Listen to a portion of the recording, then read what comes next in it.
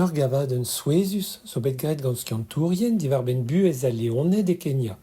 Chasse a lareont nebeuta a zebret, a muiur a vualet. Met dangerusor evito e ar bualet, rak gelout a reont en emzifen. Perak ta ema a leoned o chenj preizou. Ar merien zo koz. Met pasen en doare eun, control zo ken. Merien zo savanen.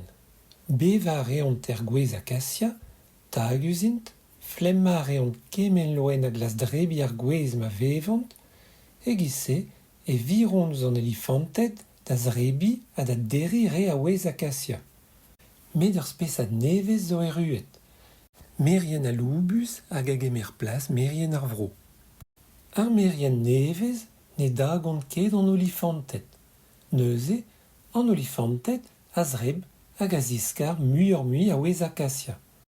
A leoned ne relant ket mui kuzat a dre ar gwez akasia evit chasse al ar zebret. Neuze ar zebret o devez muior a amzer evit errout kuit. Red e dal leoned neuze chenj preizou, a bremañ e tapont nebeutor a zebret met chasse al a reont muior a vualet. A setu penoz eo bet chenchet buez a leoned gant merien, hag olifantet. Ha ne ket echu.